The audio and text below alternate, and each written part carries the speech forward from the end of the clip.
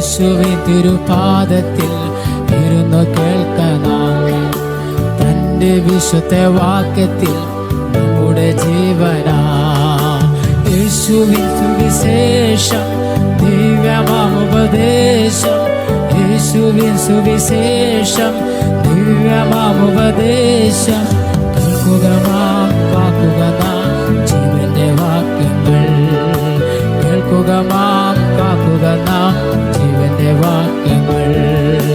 കേൾക്കുക നാം, കാക്കുക നാം ജീവന്റെ വാക്യങ്ങൾ.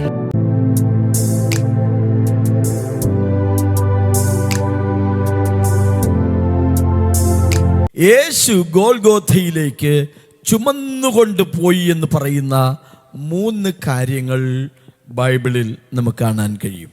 ഒന്നാമത്, യേശു ചുമന്നുകൊണ്ട് പോയത് സ്തോത്രം ക്രൂശ് ചുമന്നുകൊണ്ട് പോയി എന്നുള്ളതാണ്. ഭാരമുള്ള ഒരു കുരിശ് ചുമന്നുകൊണ്ടാണ് യേശു പോയത്. വായിക്കാം. യോഹന്നാന്റെ സുവിശേഷം 19-ാം അധ്യായം 17-ാമത്തെ വാക്യം.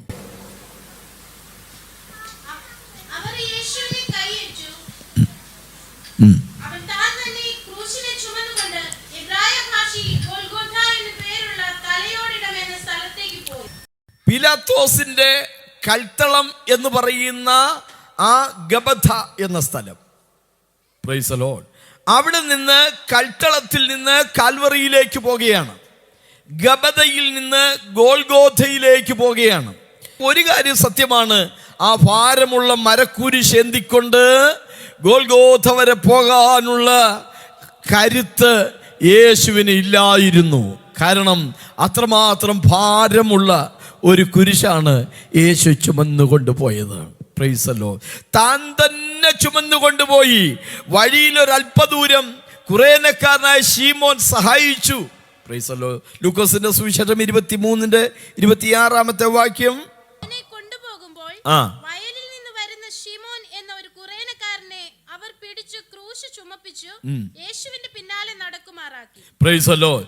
കുരിശ് ചുമപ്പിച്ചുകൊണ്ട് യേശുവിന്റെ പിന്നാലെ ഈ ശീമോനെ നടത്തിച്ചു, അല്ലേ? Price the lord, praise the Lord. ഒരു വിന വന്നു വീണല്ലോ എന്ന ചിന്തയിലാണ് വയലിൽ ക്ഷീണിച്ചവശനായി വരുന്ന ശീമോൻ എന്ന ആ കാപ്പിരി വർഗക്കാരൻ യേശുവിൻ്റെ കുരിശ് ചുമന്നു കൊടുത്തത്. പക്ഷെ നിങ്ങൾക്കറിയാമോ, അതൊരു വിനയായിരുന്നില്ല, അതൊരു അനുഗ്രഹമായിരുന്നു. ഏകനായി യേശുവിൻ്റെ കുരിശ് ചുമന്നു കൊടുത്ത ആ മനുഷ്യൻ പിന്നത്തേതിൽ സമൂഹത്തിൽ ഉയർത്തപ്പെടുന്നതായി, അനുഗ്രഹിക്കപ്പെടുന്നതായി ചരിത്രങ്ങൾ നമ്മെ പഠിപ്പിക്കുകയാണ്. കുറേനക്കാരനായ ശീമോൻ യേശുവിൻ്റെ കുരിശ് ഒരല്പദൂരം താങ്ങിക്കൊടുത്തത് കൊണ്ട്, ചുമന്നു കൊടുത്തത് കൊണ്ട് ആ കുടുംബത്തിനുണ്ടായ രക്ഷ നിങ്ങൾ ശ്രദ്ധിക്കൂ. Price the Lord. കർത്താവ് പറഞ്ഞു, കുരിശെടുത്ത് തന്നെ അനുഗമിക്കാത്ത ഒരുവനും എൻ്റെ ശിഷ്യനായിരിക്കുവാൻ സാധിക്കുകയില്ല. ആമേൻ. അന്ത്യോക്യയിൽ വെച്ചാണ് ശിഷ്യന്മാർക്ക് ക്രിസ്ത്യാനികൾ എന്ന് പേരുണ്ടാകുന്നത്. അന്ത്യോക്യയിൽ വെച്ചാണ്.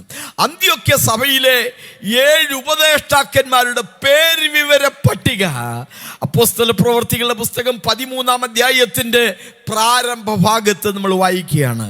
അവിടെ ഒരാളുടെ പേര് ഇങ്ങനെയാണ് പറയുന്നത്: നീഗർ എന്നു പേരുള്ള ശീമോൻ. നീഗർ എന്നു പേരുള്ള ശീമോൻ ഈ കുറേനക്കാരനായിരിക്കാൻ സാധ്യതയുണ്ട്. കാരണം കുറേന എന്ന് പറയുന്നത് ഇന്നത്തെ ആഫ്രിക്കയിലെ ലിബിയ എന്ന് പറയുന്ന ആ സ്ഥലത്തോട് ചേർന്ന് കിടക്കുന്ന ഒരു ഗ്രാമമാണ്. നമുക്കറിയാം, ആഫ്രിക്കൻ വംശജരെ ആണ് നീഗ്രോ എന്ന ജനത. നീഗർ എന്ന പദം നീഗ്രോ എന്ന പദവുമായി വളരെ പദോൽപത്തിപരമായി ബന്ധമുള്ളതാണ്. അത് ശരിയാണെങ്കിൽ പ്രൈസ് ദി ലോർഡ്, നീഗർ എന്നു പേരുള്ള ശീമോൻ തന്നെയാണ് കുറേനക്കാരനായ ശീമോൻ. നിങ്ങൾ നോക്കൂ, ആ മനുഷ്യൻ എന്ത് സംഭവിച്ചു? അന്ത്യോക്യ സഭയിലെ 7 ഉപദേഷ്ടാക്കന്മാരിൽ ഒരുവനായി താൻ സഭാ മണ്ഡലത്തിൽ ഉയർത്തപ്പെട്ടു. തൻ്റെ ഭാര്യ ആരോരും അറിയാതെ ഒരു കൊച്ചു ഗ്രാമത്തിൽ താമസിച്ചവളാണ്. പക്ഷേ എന്ത് സംഭവിച്ചു എന്നറിയാമോ? റോമാലേഖനം 16-ാം അധ്യായത്തിൽ പൗലോസ് പറയുകയാണ്, എനിക്കും അമ്മയായ അവന്റെ അമ്മയ്ക്ക് വന്ദനം ചെയ്യുവീനെന്ന്. ആളുകളുടെ ഇടയിൽ ആദരണീയതായ ഒരു മാതൃകയുള്ള മാന്യ വനിതയായി ആ അമ്മച്ചി പിന്നീട് ഉയർന്നു വരികയാണ്. ശീമോനെ കുറിച്ച് കുറേനക്കാരൻ ശീമോൻ എന്ന് ലൂക്കോസ് പറയുമ്പോൾ, മർക്കോസിന്റെ സുവിശേഷത്തിൽ കേവലം കുറേനക്കാരനായ ശീമോൻ എന്നല്ല, തന്റെ രണ്ട് മക്കളുടെ പേരും കൂടെ ചേർത്താണ് പറഞ്ഞത്. അലക്സാണ്ടറിന്റെയും രൂഫോസിന്റെയും അപ്പനായ ശീമോൻ. ആ പിള്ളേർക്ക് എന്ത് സംഭവിച്ചു എന്നറിയാമോ? അലക്സാണ്ടർ എന്ന് പറയുന്ന പയ്യൻ അവിടുത്തെ ഒരു പട്ടണത്തിലെ പ്രവിശ്യയുടെ ഗവർണറായി ഉയർത്തപ്പെട്ടു. ഫ്ലാവിയസ് ജോസിഫസ് എന്ന യഹൂദ ചരിത്രകാരൻ പറയുന്നത് ശരിയെങ്കിൽ ആ മക്കളിൽ ഒരുവനായ അലക്സാണ്ടർ അവിടുത്തെ ഒരു പട്ടണത്തിന്റെ മേയറായി ഗവർണറായി ഉയർത്തപ്പെട്ടു. മറ്റൊരു മകനെ കുറിച്ച് റോമാലേഖനത്തിൽ വായിക്കുന്നു, കർത്താവിൽ പ്രസിദ്ധനായ രൂഫോസ്. പ്രൈസല്ലോ. യേശുവിന്റെ കുരിശ് ചുമന്നു കൊടുത്ത കുറേനക്കാരനായ ശീമോൻ നശിച്ചു പോയില്ല. ആ മനുഷ്യൻ സഭയിലെ ഒരു ഉപദേഷ്ടാവായി ഉയർത്തപ്പെട്ടു. തന്റെ ഭാര്യ സഭയിലെ ഒരു ഉന്നത സ്ഥാനമുള്ള സ്ത്രീയായി ഉയർത്തപ്പെട്ടു. തന്റെ രണ്ട് മക്കളിൽ ഒരുവൻ പട്ടണത്തിൽ ഉയർത്തപ്പെട്ടു, മറ്റൊരുവൻ കർത്താവിൽ പ്രസിദ്ധനായി. യേശുവിന്റെ കുരിശ് ചുമന്നവർ, യേശുവിന്റെ പിന്നാലെ വന്നവർ ആരും ക്ഷയിച്ചു പോയിട്ടില്ല.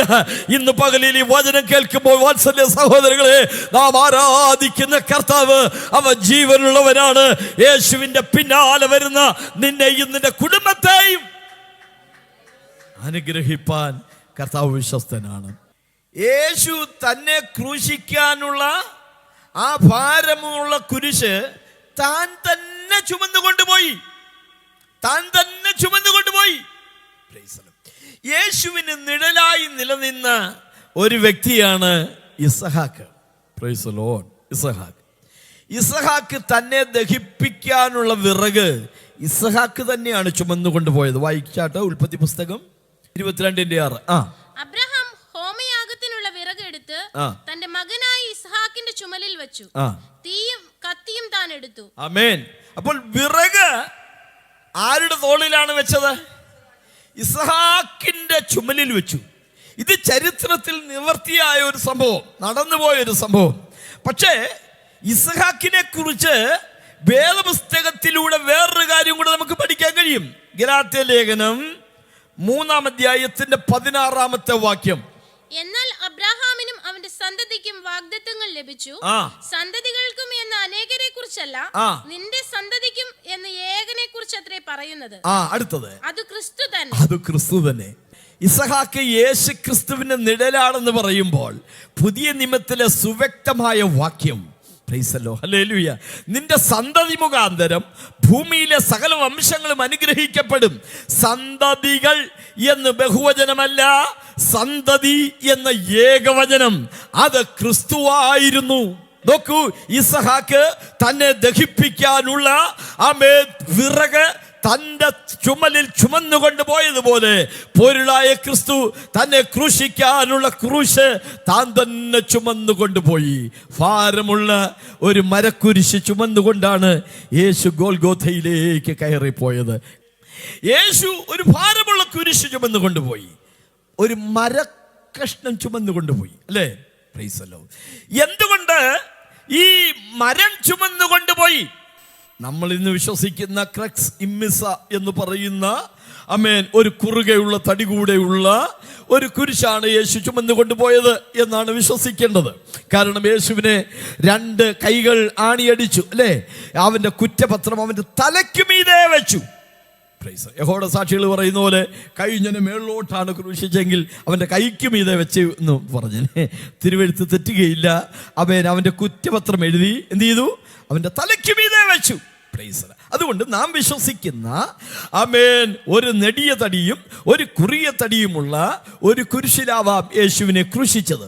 ഇനി അവിടെ ശ്രദ്ധേയമായ ഒരു കാര്യം, യേശു കുരിശ് ചുമന്നുകൊണ്ടുപോയി എന്ന് പറയുമ്പോൾ അതൊരു ലോഹക്കഷ്ണമായിരുന്നില്ല.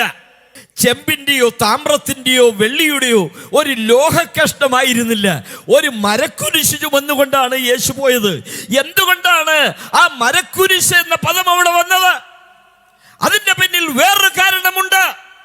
വായിക്കാം, ഗലാത്യ ലേഖനം തന്നെ 3-ാം അധ്യായത്തിന്റെ 13-ാമത്തെ വാക്യം. മരത്തിന്മേൽ തൂങ്ങുന്നവനെല്ലാം ശപിക്കപ്പെട്ടവൻ എന്ന് എഴുതിയിരിക്കുന്നത് പോലെ ക്രിസ്തു നമുക്ക് വേണ്ടി ശാപമായി തീർന്നു. Praise the lord. ആവർത്തന പുസ്തകത്തിലാണ് ഈ വാക്യം കൊടുത്തിട്ടുള്ളത്. മരത്തിന്മേൽ തൂങ്ങുന്നവനെല്ലാം ശപിക്കപ്പെട്ടവൻ. Praise the lord. ഹല്ലേലൂയ. അവിടെ വായിക്കുകയാണ് മരത്തിന്മേൽ. അതിന്റെ പൊരുളിലേക്ക് വരുമ്പോൾ മരത്തിന്മേൽ തൂങ്ങുന്നവനെല്ലാം ശപിക്കപ്പെട്ടവനെന്ന് എഴുതിയിരിക്കുന്ന പോലെ ക്രിസ്തു നമുക്ക് വേണ്ടി ശാപമായി തീർന്നു. ന്യായപ്രമാണത്തിന്റെ ശാപത്തിൽ നിന്ന് അവൻ നമ്മെ വിലയ്ക്ക് വാങ്ങി. Price the Lord.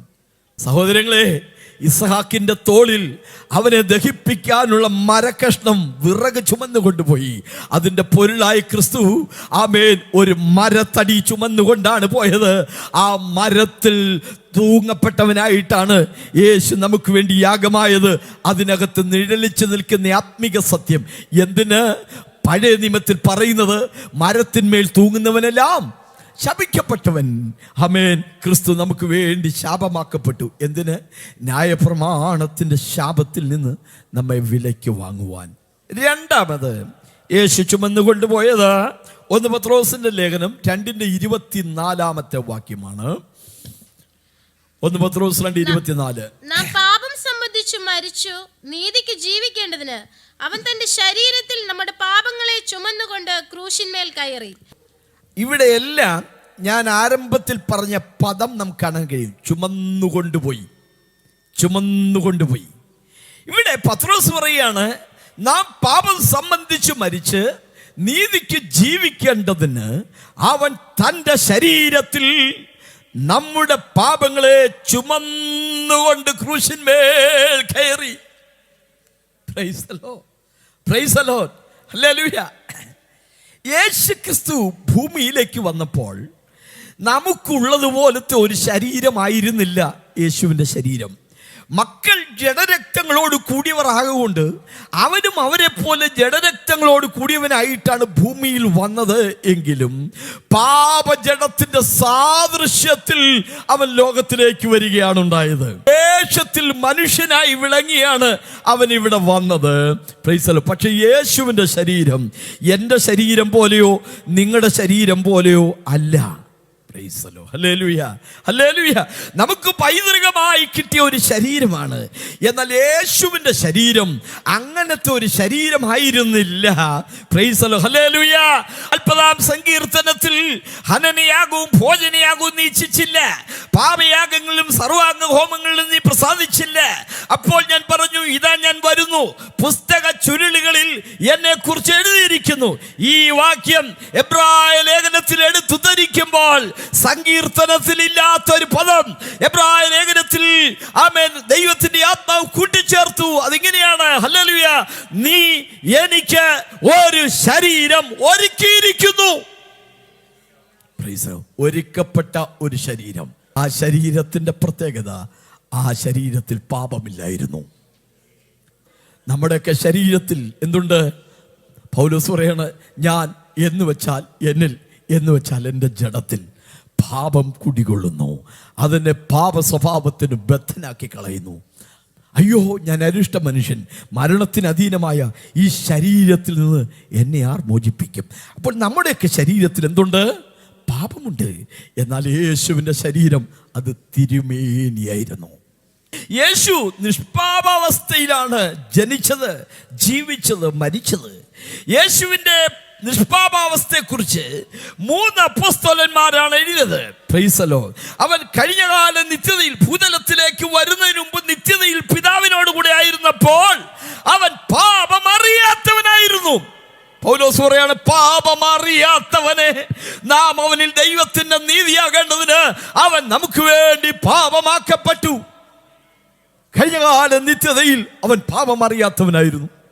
ഇനി ഭൂമിയിൽ വന്ന് 3 വർഷത്തോളം അവൻ മനുഷ്യരോടുകൂടെ നടന്ന് ആമേൻ അത്ഭുതങ്ങൾ ചെയ്തു, മനുഷ്യരോട് സംവാദങ്ങൾ നടത്തി, അവരുടെ ഇടയിൽ ജീവിച്ചു. Price the Lord. അവൻ മായാവിയായിരുന്നില്ല, അവനൊരു മായാവിയായിരുന്നില്ല, അവനൊരു ജഡമുണ്ടായിരുന്നു. മക്കൾ ജഡരക്തങ്ങളോടുകൂടിയവർ ആകൊണ്ട് അവനും ജഡരക്തങ്ങളോടുകൂടി. പക്ഷേ ഈ ഭൂമിയിൽ ജീവിച്ചപ്പോൾ അവൻ പാപം ചെയ്തിട്ടില്ല. ഭൂമിയിൽ ജീവിച്ചപ്പോൾ അവൻ എന്ത് ചെയ്തിട്ടില്ല? പറഞ്ഞേ, പാപം ചെയ്തിട്ടില്ല. നിങ്ങൾ ആരെൻ്റെ പാപത്തെക്കുറിച്ച് എന്നെ ബോധ്യപ്പെടുത്തുമെന്ന് ചോദിച്ചപ്പോൾ എല്ലാവരും നിശബ്ദരായി നിന്നു. അവൻ ഭൂമിയിൽ വെച്ച് പാപം ചെയ്തിട്ടില്ല. ഇന്ന് കർത്താവ് സ്വർഗത്തില. യോഹന്നാൻ്റെ ലേഖനത്തിൽ നമ്മൾ ഇങ്ങനെ വായിക്കുന്നു, അവനിൽ പാപം ഒട്ടുമില്ല. കഴിഞ്ഞ കാലത്ത് അവൻ പാപം അറിഞ്ഞിട്ടില്ല. ഭൂമിയിലായിരുന്നപ്പോൾ അവൻ പാപം ചെയ്തിട്ടില്ല. ഇന്നവൻ പാപരഹിതനാണ്, അവനിൽ പാപം ഒട്ടുമില്ല. അപ്പൊ പാപമില്ലാത്ത ക്രിസ്തു മനുഷ്യവർഗത്തിന്റെ പാപം ചുമന്നുകൊണ്ടാണ് ക്രൂശിന്മേൽ കയറിയത്. എന്തുകൊണ്ട്? ആ ഒരു പദം പത്രോസ് ഉദ്ധരിച്ചു. മരക്കുരിശ് ചുമന്നുകൊണ്ടുപോയത് കാണാൻ കഴിയുമായിരുന്നു, അത് ദൃശ്യമായ ഒരു ഭാരമായിരുന്നു. എന്നാൽ പാപം കാണാൻ പറ്റത്തില്ല, അത് മനുഷ്യരിൽ അന്തർലീനമായ ഒരു സ്വഭാവമാണ്, അല്ലേ? ആമേൻ. കാണാൻ കഴിയാത്ത ആ പാപമെന്ന അവസ്ഥയെ ചുമന്നുകൊണ്ടാണ് യേശു ക്രിസ്തു ക്രൂശിലേക്ക് പോയത്. Hallelujah, hallelujah. യേശു ക്രിസ്തു ആരാണെന്ന് ലോകത്തിന് മുമ്പാകെ പരിചയപ്പെടുത്താൻ വേണ്ടി ദൈവം ഒരാളെ നേരത്തെ നിശ്ചയിച്ചു. പ്രധാനപ്പെട്ട ഒരു വ്യക്തിയായി ലോകത്തിലേക്ക് വരുന്നത്. അതുകൊണ്ട് തന്നെ ആ വ്യക്തിയെ ഒന്ന് ഇൻട്രൊഡ്യൂസ് ചെയ്യേണ്ടതായിട്ടുണ്ട്. ലോകത്തിന്റെ രക്ഷകനാണ് ഭൂമിയിലേക്ക് വരാൻ പോകുന്നത്. അതുല്യനായ മശിഹയാണ് ലോകത്തിലേക്ക് വരാൻ പോകുന്നത്. അതുകൊണ്ട് തന്നെ ആ മശിഹയെ ലോകത്തിന് പരിചയപ്പെടുത്താൻ പിതാവായ ദൈവം നേരത്തെ ഒരാളെ അസൈൻ ചെയ്തു, ചുമതലപ്പെടുത്തി. അതാണ് യോഹന്നാൻ 1:6. ദൈവം അയച്ചിട്ട് ഒരു മനുഷ്യൻ വന്നു, അവന് യോഹന്നാൻ എന്ന് പേർ. ആ യോഹന്നാൻ യേശുവിനെ 2 പദങ്ങളിലാണ് പരിചയപ്പെടുത്തിയത്. വായിക്കാം. യോഹന്നാന്റെ സുവിശേഷം 1-ാം അധ്യായം 29-ാമത്തെ വാക്യം, 36-ാമത്തെ വാക്യം. പിറ്റന്നാൾ യേശു തന്റെ അടുക്കൽ വരുന്നത് അവൻ കണ്ടിട്ട്, ഇതാ ലോകത്തിന്റെ പാപം ചുമക്കുന്ന ദൈവത്തിന്റെ കുഞ്ഞാട്. ഹലോ, എല്ലാവരും ഓർത്തിരിക്കണം ആ പദം. ഇതാ ലോകത്തിന്റെ പാപം ചുമക്കുന്ന ദൈവത്തിന്റെ കുഞ്ഞാട്. ഹലോ, എന്തുകൊണ്ട് ആ പദം അവിടെ ഉപയോഗിച്ചു? ശ്രദ്ധിച്ച് കേൾക്കണം. പാപം ചുമക്കുന്ന ദൈവത്തിന്റെ കുഞ്ഞാട്. 35-ാമത്തെ വാക്യത്തിലേക്ക് വരുമ്പോൾ ഇതാ ദൈവത്തിന്റെ കുഞ്ഞാടെന്നാണ് പറയുന്നത്. ഇനി അതിന്റെ പശ്ചാത്തലം ലേവ്യ പുസ്തകത്തിലാണ് നമ്മൾ വായിക്കുന്നത്. ലേവ്യ പുസ്തകം 16-ാം അധ്യായം 21-22 വാക്യങ്ങൾ. ജീവനോടിരിക്കുന്ന കോലാട്ടുകൊറ്റന്റെ തലയിൽ അഹരോൻ കൈ രണ്ടും വെച്ച് ഇസ്രായേൽ മക്കളുടെ എല്ലാ കുറ്റങ്ങളും സകല പാപങ്ങളുമായ ലംഘനങ്ങളൊക്കെയും ഏറ്റുപറഞ്ഞ് കോലാട്ടുകൊറ്റന്റെ തലയിൽ ചുമത്തി നിയമിക്കപ്പെട്ട ഒരാളുടെ കൈവശം അതിനെ മരുഭൂമിയിലേക്ക് അയക്കണം. ഇസ്രായേൽ ജനത്തിന്റെ മഹാപാപപരിഹാര ദിവസം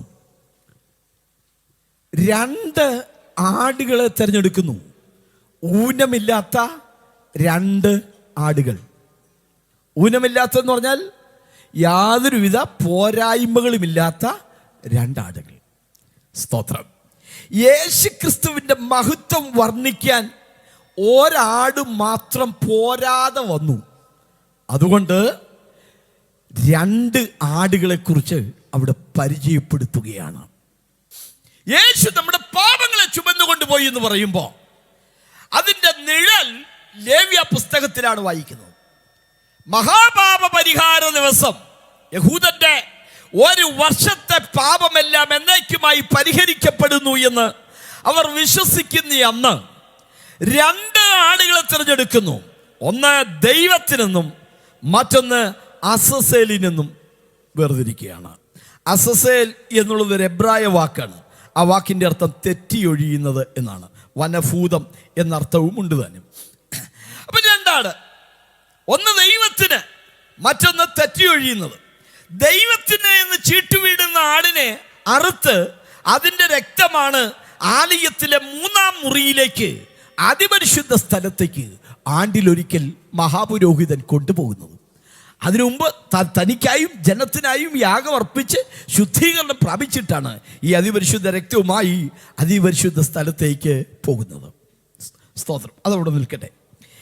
അസസ്സേലിൽ നിന്ന് ചീട്ടുവീണ, തെറ്റി ഒഴിയുന്നത് എന്ന് ചീട്ടുവീണ ആടിന്റെ മേൽ പ്രൈസല്ലോ ജനത്തിന്റെ പാപം ചുമത്തുന്ന ആ വേദഭാഗം ഒരിക്കൽ കൂടെ വായിച്ചാട്ട്, ജീവനോടിരിക്കുന്ന കോലാറ്റുകൊറ്റന്റെ തലയിൽ അഹരോൻ 2 കൈയും വെച്ചു. അടുത്ത പദം, ഇസ്രായേൽ മക്കളുടെ എല്ലാ കുറ്റങ്ങളും സകല പാപങ്ങളുമായ ലംഘനങ്ങളൊക്കെയും ഏറ്റുപറഞ്ഞ് കോലാറ്റുകൊറ്റന്റെ തലയിൽ ചുമത്തി.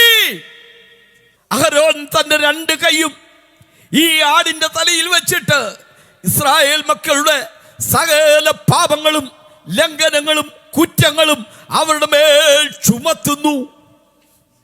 Price the lord, praise the lord. ആ ചുമത്തപ്പെട്ട പാപം ചുമന്നുകൊണ്ട് ആട് മരുഭൂമിയിലേക്ക് പോകുന്നു.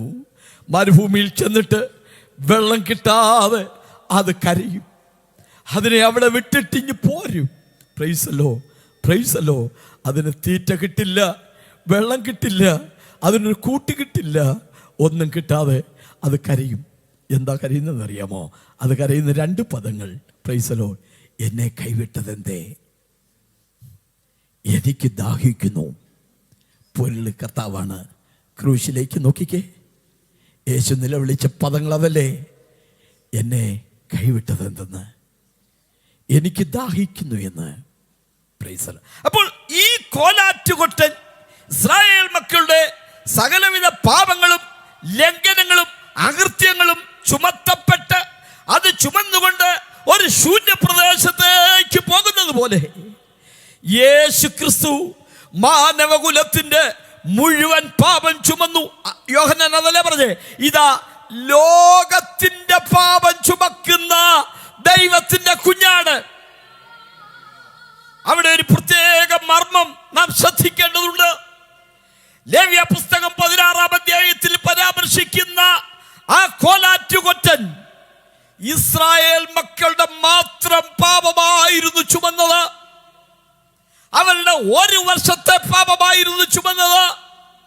എന്നാൽ പൊരുളായ ക്രിസ്തു ഇസ്രായേലിന്റെ യഹൂദന്റെ മാത്രം പാപമല്ല ചുമന്നത്. ഇങ്ങനെയാണ് യോഹന്നാൻ അവനെ പരിചയപ്പെടുത്തിയത്. ഇതാ ലോകത്തിന്റെ പാപം ചുമക്കുന്ന ദൈവത്തിന്റെ കുഞ്ഞാണ്. Price the lord, praise the Lord. എന്തുകൊണ്ട് ലോകത്തിന്റെ എന്നുള്ള പദം അവിടെ വന്നു? അതിന്റെ കാരണം 1 യോഹന്നാന്റെ ലേഖനം 2-ാം അധ്യായത്തിന്റെ 1-2 വാക്യങ്ങൾ. അവൻ നമ്മുടെ പാപങ്ങൾക്ക് പ്രായശ്ചിത്തമാകുന്നു. അടുത്തത്, നമ്മുടേതിനു മാത്രമല്ല സർവ്വലോകത്തിൻ്റെയും പാപത്തിന് തന്നെ. ലേവ്യ പുസ്തകം 16-ാം അധ്യായത്തിലെ കോലാറ്റുകൊറ്റൻ ഇസ്രായേൽ മക്കളുടെ പാപത്തിന് മാത്രമായിരുന്നു പ്രായശ്ചിത്തമായത്. അതും 1 വർഷത്തെ പാപത്തിനായിരുന്നു. എന്നാൽ ലോകത്തിൻ്റെ പാപം ചുമക്കുന്ന കുഞ്ഞാടായ ക്രിസ്തു 1 വർഷത്തെ പാപമല്ല. ഹലോ, 1 വർഷത്തെ പാപമല്ല, ഏതെങ്കിലും ഒരു വിഭാഗത്തിൻ്റെ പാപമല്ല, മുഴു ലോകത്തിൻ്റെയും പാപം അവൻ ചുമന്നൊഴിച്ചു.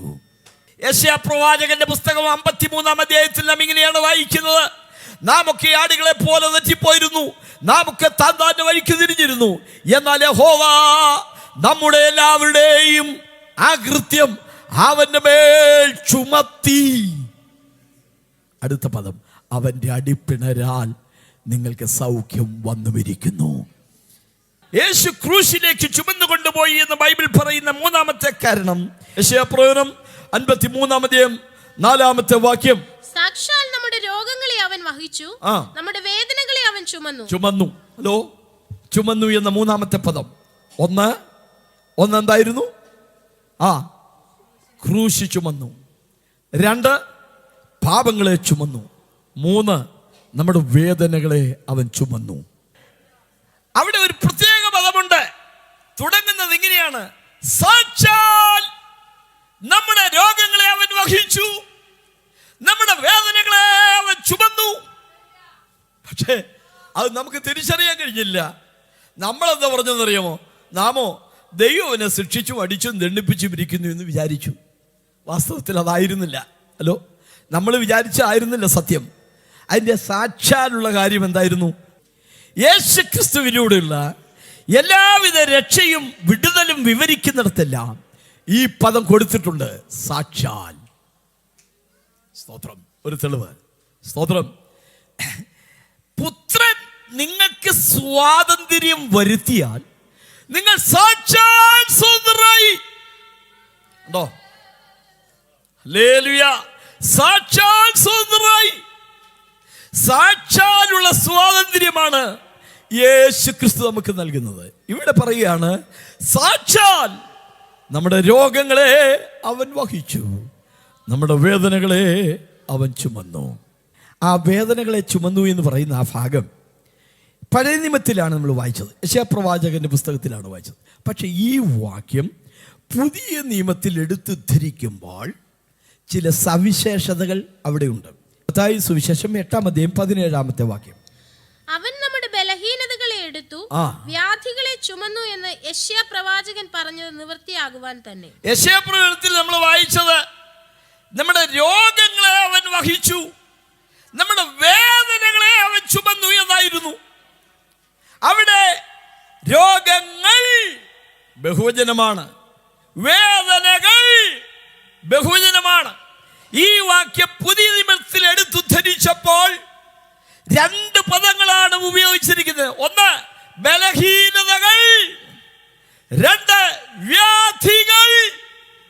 ഓരോരുത്തരുടെയും രോഗങ്ങൾ ഓരോന്നാണ്, ഓരോരുത്തരുടെയും വേദനകൾ ഓരോന്നാണ്. എല്ലാവർക്കും ഒരു രോഗമല്ല ഉള്ളത്.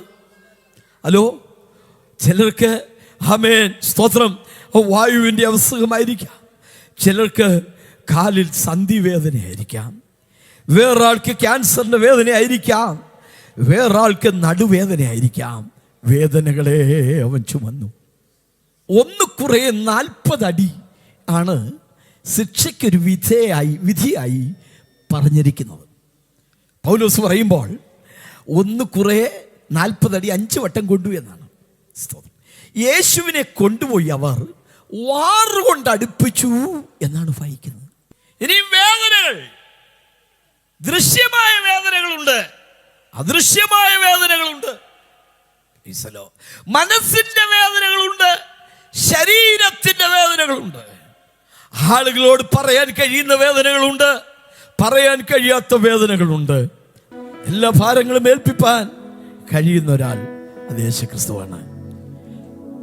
55-ാം സങ്കീർത്തനം 22-ാമത്തെ വാക്യം, നിന്റെ ഭാരം യഹോവയുടെ മേൽ വെച്ചു കൊള്ളുക, അവൻ നിന്നെ പുലർത്തും. നീതിമാൻ കുലുങ്ങി പോകുവാൻ അവൻ ഒരു നാളും സമ്മതിക്കും. ഈ വചനത്തിന് പുതിയ നിയമത്തിൽ ധന്യനായ പത്രോസ് മറ്റൊരു വിശദീകരണം പറയുന്നു. അവൻ നിങ്ങൾക്കായി കരുതുന്നവനാകിയാൽ നിങ്ങളുടെ സകല ചിന്താകുലവും അവൻ്റെ മേൽ ഇട്ടുകൊള്ളുവിൻ. യേശു ചുമന്നു കൊണ്ടുപോയ 3 കാര്യങ്ങളെക്കുറിച്ചാണ് ഇന്ന് ഞാൻ പ്രസംഗിച്ചത്. ഒന്ന്, അവൻ ക്രൂശ് ചുമന്നു കൊണ്ടുപോയി. ആ ക്രൂശ് മരക്കുരിശായിരുന്നു. മരത്തിന്മേൽ തൂങ്ങുന്നവനെല്ലാം ശപിക്കപ്പെട്ടവനെന്ന് എഴുതിയിരിക്കുന്ന പോലെ യേശു നമുക്ക് വേണ്ടി ശാപമാക്കപ്പെട്ടു. എന്തിനാണ്? നമ്മെ ശാപങ്ങളിൽ നിന്ന് മോചിപ്പിക്കാൻ. പൂർവികമായ ശാപങ്ങൾ നിങ്ങളെ അലട്ടുന്നു എന്ന ചിന്ത നിങ്ങളെ ഭരിക്കുന്നെങ്കിൽ കാൽവറി ക്രൂശിലെ യേശു ക്രിസ്തുവിന്റെ രക്തത്താൽ ഏത് ശാപത്തിൽ നിന്നും നിങ്ങൾക്ക് മോചനം പ്രാപിക്കാൻ കഴിയും. ഇതുപോലെ എത്ര പേർക്ക് വിശ്വസിക്കാൻ കഴിയും? ഏത് പൂർവിക ശാപങ്ങളും യേശു ക്രിസ്തുവിന്റെ ക്രൂശ് മരണത്തിലുള്ള വിശ്വാസത്താൽ അത് നീങ്ങിപ്പോകുന്നതാണ്. ഭാരങ്ങളെ അവൻ ചുമക്കുകയായിരുന്നു. ഇസഹാക്ക് തന്നെ ദഹിപ്പിക്കാനുള്ള വിറക് ചുമലിൽ ചുമന്നു കൊണ്ടുപോയതുപോലെ സന്തതികൾ എന്ന ബഹുവചനമല്ല, സന്തതി എന്ന ഏകവചനം അത് യേശു ക്രിസ്തുവാണെന്ന് ഗലാത്യ ലേഖനത്തിൽ നാം വായിച്ചറിയുകയുണ്ടായി. യേശു കുരിശ് ചുമന്നു. 2, അവൻ പാപങ്ങളെ ചുമന്നു. അല്ലേ? അവൻ തൻ്റെ ശരീരത്തിൽ നമ്മുടെ പാപങ്ങളെ ചുമന്നുകൊണ്ട് ക്രൂശിന്മേൽ കയറി. 3, അവൻ നമ്മുടെ വേദനകളെ ചുമന്നുകൊണ്ട് പോയി. What a friend we have in Jesus എന്ന ഒരു പഴയ പാട്ടുണ്ട്. വളരെ പ്രസിദ്ധമായ ഒരു ഗാനമാണ്. അതിൻ്റെ മലയാള പരിഭാഷയുണ്ട്, എന്തു നല്ലോർ സഖി യേശു. സ്തോത്രം. 1819 അയർലൻഡിലെ ഒരു ധനാഢ്യ കുടുംബത്തിൽ ജനിച്ച വ്യക്തിയാണ് ജോസഫ് സ്ക്രീവ്സൺ എന്ന ആ വ്യക്തി. അദ്ദേഹം പഠിച്ചു വലുതായി, യൗവനക്കാരനായി. തനിക്ക് ഒരു വിവാഹം നിശ്ചയിക്കപ്പെട്ടു. വിവാഹം നടക്കേണ്ടതിൻ്റെ തലേ ദിവസം ആ പ്രതിശ്രുത വധു തന്നെ കാണാനായിട്ട് അവിടേക്ക് വരികയാണ്. ഈ പെൺകൊച്ച് ഒരു കുതിരപ്പുറത്ത് അവിടേക്ക് വരികയായിരുന്നു. താൻ അക്കരെ നിൽക്കുന്നു, ഇവള് കുതിരപ്പുറത്ത് ഇങ്ങോട്ട് വരികയാണ്. ഒരു തടിപ്പാലം കടന്നു വേണം ഇങ്ങോട്ട് വരാൻ. ആ കുതിര ആ തടിപ്പാലത്തിലൂടെ ഇങ്ങോട്ട് വരുമ്പോൾ ആ പാലം ഒടിഞ്ഞു, കുതിര താഴേക്ക് പോയി. ആ പെൺകുട്ടിയും ഒപ്പം താഴേക്ക് വീണു. അങ്ങനെ ആ വെള്ളത്തിൽ മുങ്ങി അവൾ അവിടെ വെച്ച് മരിച്ചു. തൻ്റെ കണ്ണിന് മുമ്പിൽ താൻ വിവാഹം ചെയ്യാൻ പോകുന്ന പെൺകുട്ടി കണ്ണിന് മുമ്പിൽ വെള്ളത്തിൽ വീണ് മരിക്കുകയാണ്. അത് തന്നെ വല്ലാതെ തളർത്തി കളഞ്ഞു. താന് ആ നാടിനോട് വിട പറഞ്ഞ് കാനഡയിലെ പോർട്ട് ഹോം എന്ന സ്ഥലത്തേക്ക് കുടിയേറി. അവിടെ ചെന്ന് മത്തായി സുവിശേഷം 5, 6, 7 അധ്യായങ്ങളിലെ ഗിരിപ്രഭാഷണത്തെ ആസ്പദമാക്കി ഒരു സുവിശേഷകനായി, ഒരു സന്യാസിയായി, ഒരു നല്ല ശമരിയക്കാരനായി താൻ ജീവിക്കാൻ തുടങ്ങി. അങ്ങനെ ജീവിച്ചു കൊണ്ടുവരുമ്പോൾ കുറേ കാലം കഴിഞ്ഞപ്പോൾ കൂട്ടുകാരൊക്കെ പറഞ്ഞു, നീ ഒറ്റയ്ക്ക് ജീവിക്കുന്നത് ശരിയല്ല, നീ വിവാഹം ചെയ്യണം എന്ന് പറഞ്ഞു. അങ്ങനെ ആ മനുഷ്യൻ വിവാഹം ചെയ്യാൻ വേണ്ടി തീരുമാനിച്ചു. ഒരു പെൺകുട്ടിയെ കണ്ടു, വിവാഹം ചെയ്യാൻ തീരുമാനിച്ചു. പക്ഷേ വിവാഹത്തിന് കേവലം ഒരാഴ്ച മാത്രം ബാക്കിയുള്ളപ്പോൾ ആ പെൺകുട്ടി അവിടെ ഉണ്ടായിരുന്ന ഒരു പ്ലേഗ് ബാധിച്ച്, കോളറ പോലെയുള്ള ഒരസുഖം ബാധിച്ച് ആ പെൺകുട്ടിയും മരിച്ചു. ഈ 2 സംഭവങ്ങൾ ഈ മനുഷ്യനെ വല്ലാതെ തളർത്തി. നിരാശയോടെ താൻ ഈ കാനഡയിലെ പോർട്ട് ഹോം എന്ന ആ സ്ഥലത്തായിരിക്കുമ്പോൾ തനിക്ക് ഒരു മെസ്സേജ് കിട്ടി. അയർലൻഡിൽ തൻ്റെ അമ്മ അസുഖം ബാധിച്ച് വല്ലാത്ത അവസ്ഥയിലായിരിക്കുന്നു. തനിക്ക് കാനഡയിൽ നിന്ന് അയർലൻഡിലേക്ക് പോകാൻ പറ്റിയ മാനസികമായ അവസ്ഥയല്ല. അതുകൊണ്ട് അമ്മയ്ക്ക് താൻ ഒരു കത്തെഴുതി. അമ്മയ്ക്ക് വേദനയുണ്ടല്ലേ? അമ്മയ്ക്ക് രോഗമുണ്ടല്ലേ? അമ്മയ്ക്ക് ഭാരമുണ്ടല്ലേ? എനിക്കുമുണ്ട് ഭാരം. എന്നാൽ നമ്മുടെ ഭാരങ്ങളെല്ലാം പറയാൻ കൊള്ളാവുന്ന ഒരു നല്ല സ്നേഹിതൻ നമുക്കുണ്ട്. അങ്ങനെ അമ്മയെ ആശ്വസിപ്പിച്ചുകൊണ്ട് ജോസഫ് സ്ക്രീവ്സൺ ഒരു കവിത എഴുതി അങ്ങോട്ട് അയച്ചു. ആ പാട്ട് പിന്നീട് വളരെ പ്രസിദ്ധമായി മാറി. പക്ഷെ ആ പാട്ട് എഴുതിയത് ആരാണെന്ന് ആർക്കും അറിയത്തില്ല. ഈ ജോസഫ് സ്ക്രീവ്സൺ പിന്നീട് രോഗിയായി. താൻ ഇങ്ങനെ കിടക്കയിൽ കിടക്കുമ്പോൾ തന്നെ കാണാൻ വന്ന ഒരു വ്യക്തി തൻ്റെ കിടക്കയ്ക്കരികിൽ ഒരു പേപ്പർ കണ്ടു. അദ്ദേഹത്തോട് ചോദിച്ചു, ഈ പാട്ട് എഴുതിയത് ആരാണ്? അദ്ദേഹം പറഞ്ഞു, അത് ഞാനും കർത്താവും കൂടെ എഴുതിയതാണെന്ന്. വേദനകളുടെ നടുവിൽ അദ്ദേഹം അന്ന് പാടിയ പാട്ട് ഇന്ന് കോടിക്കണക്കിന് ജനത്തിന് ആശ്വാസമാണ്. അതിൻ്റെ മലയാള പരിഭാഷ ലൂസി ഒന്ന് പാടും.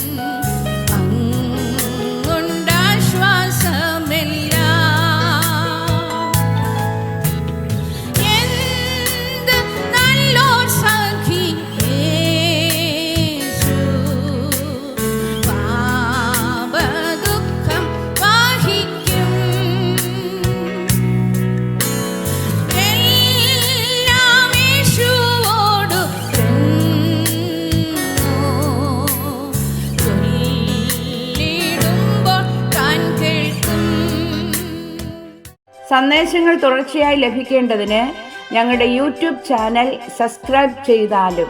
വിവരങ്ങൾക്കും പ്രാർത്ഥനയ്ക്കും വിളിക്കേണ്ട നമ്പർ 8086991167 9946997525.